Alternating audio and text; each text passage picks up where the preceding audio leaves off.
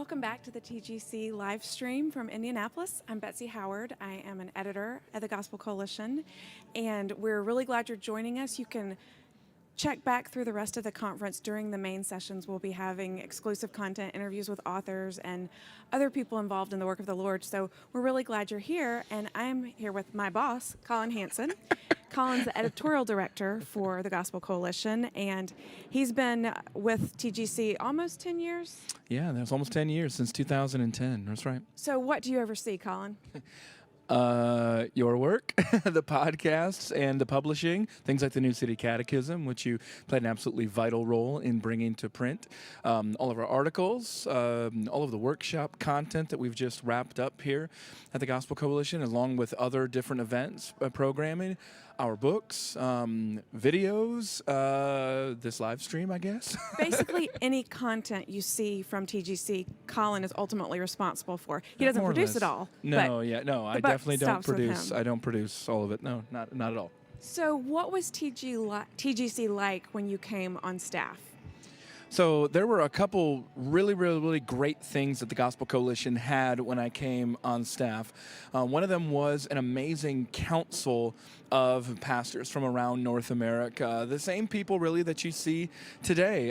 Don Carson was the president of our council. Tim Keller was the vice president of that council. They would meet every year on an annual basis. There was a national conference before I got here. There was a small invitation-only one in 2007, a bigger one in 2009. And I think one of the most important things of what Gospel Coalition looked like is these council members had come together to produce our foundation documents, our confessional statement, and our theological vision of ministry. I actually read them and had reported on them when I was working at Christianity Today in 2007, and I just thought they were incredibly beautiful. So you had that. You had some bloggers, Justin Taylor, Kevin DeYoung, actually many of the other people who are still there today, Ray Ortlund, Thibidi Anibawile. You had a lot of those things in place, but you didn't really have you had a podcast set up, but it wasn't doing the kind of things that you're doing there now. We had some videos, but not nearly the volume of that, and not really so much of the curated editorial content that our wonderful team from around the world produces on a regular basis, and none of the international councils that have emerged with time. So big changes, but some of the main important fundamental things were well in place before I got here. So when you think about our editorial strategy, how do you think about publishing controversial content? Controversial content gets more clicks. Mm-hmm. It also gets a big response. Tell me how you weigh whether we're going to publish something knowing it's going to be controversial. So you can be controversial for many different reasons. You can be controversial because you're offending your friends. Perhaps the most controversial thing that we could ever do is if we were to do something like violating that confessional statement or theological vision. We wouldn't ever knowingly or willingly do that, but that would be a form of controversy that would be extremely counterproductive and terrible, and that we would try to avoid.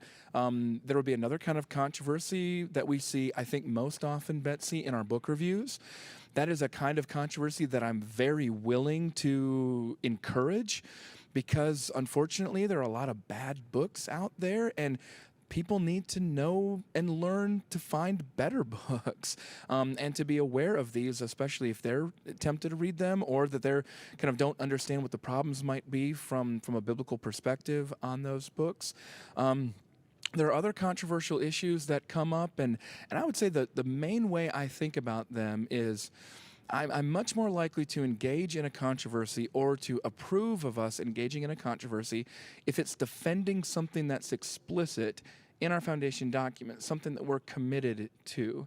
And there's a wide range of those issues, from faith and work to contextualization to multi-ethnic ministry to all kinds of different things in those documents. I'm very willing, if there were a controversy about the reality of hell and the eternality of hell and eternal conscious torment, or about penal substitutionary atonement, I don't have any problem courting even such controversy where necessary. Where it gets hard, Betsy, is where we're talking about things that are outside of our foundation documents. So if we're talking about something, a very controversial issue like birth control. okay, that becomes very sensitive, not only because of how personal it is and because Christians of good conscience disagree about that, but also because our statements don't say anything about birth control. So I'm going to be fairly reluctant to draw sharp lines or even sometimes to foster debate, especially of that kind of personal nature, if we're not committed to that. But we still will do it, but we're going to be very careful to try to find the best people to represent those views. Even sometimes then we won't do a great job of that despite those efforts, but that's how I think about controversy of its various different kinds. But I don't ever think about it in terms of, oh, this will just be great for the page views. This will be great for the site. And that's because we have such great support from our council and from our leadership there, where they're not evaluating your work or my work by the number of podcast downloads and the number of page views that we get. And when we have those controversial issues that aren't spoken to in our foundation documents, it's been good to know that that doesn't mean we can't talk about them, but it's been a good opportunity for us to publish what we call 2 views pieces. Like we've done 2 views on tithing. Is tithing mandated or not? Because people that we agree with on many things disagree on that subject. So it's a way for us to offer alternative views. What are some other things we've done? Well, recently we just talked about women deacons, and so for our Presbyterian brothers and sisters, their governing documents prohibit them from recognizing women as deacons, whereas many of our Baptist churches and free churches, non-denominational churches do practice that. It's outside of our confessional statements, and we're not telling churches what we think they should do there, so we're offering those 2 views. Another example of something where we did 2 views that I don't think went that well, we did 2 views on football. Whether or not you should be able to do that. That was a little bit tricky, in part because for some reason people don't really engage their faith when it comes to an issue of recreation like football, and also because people were just mad that we published the other side. They didn't see that we were doing the 2 views for some reason. They were just mad that we would give the other side any airtime, and they did that on both sides. So we've done it a number of different ways over the years, but sometimes it's gone well. I think actually the women deacons one went pretty well. Sometimes, like on football, it was a little bit harder. Well, and one thing you learn if you publish anything online, you have plenty of people who respond on Facebook, on Twitter, and they haven't even read the piece. They're responding to the title, and I think that's the kind of thing you see with the football piece as well. They're not really engaging it. They're just the fact that it's published at all, or just the fact that we would consider it. I would say, I'd agree that a lot of the most vitriolic comments there were, how dare you even talk about football? Which was a bit of a strange response when you consider how big of an industry and how much time that sucks up in our culture. So thinking about social media, over your time at the Gospel Coalition, how have you seen the social media landscape change? I mean, in the beginning, there was blog comments. We eventually did away with those, but we still get lots of feedback on Facebook, Twitter. Yeah, we did away with it in part because so many people were commenting on Twitter and commenting on Facebook, so we didn't really need to do that anymore. Just one less hassle for us there as the comments continue to trickle down. The biggest change, Betsy, is that when we started, Facebook really was the end-all, be-all to social media. Yes, there was Twitter, and Twitter was active, but not quite to the same degree. It still isn't a major factor compared to Facebook. You didn't have Instagram very active, and certainly we weren't active on that from a content standpoint, so those things have changed. But the biggest change is the decline of Facebook. The decline of Facebook post-2016, and in retrospect, I probably put too many of our eggs in the Facebook basket. I guess we could all have seen coming that Facebook would eventually monetize that platform in such a way that would make publishing there fairly difficult for ministries like ours. But I don't think, Betsy, that I foresaw the problems of why Facebook has changed, namely the 2016 presidential election and the sheer volume of incredibly negative content filtered through Facebook, which has led to a number of different algorithmic changes that are impossible for us as publishers to decipher. Right. So when he talks about the decline of Facebook, you're talking about not so much that people don't use Facebook anymore. Though there is some of that. Some of that, but Facebook actually doesn't send people to our site. They don't show all of our content. No, not to the same extent. And Facebook's audience is also quite a bit older than it was at the time, because many older people have joined, and also because some of the other people have aged with those last 10 years, and because a number of younger people have dropped out.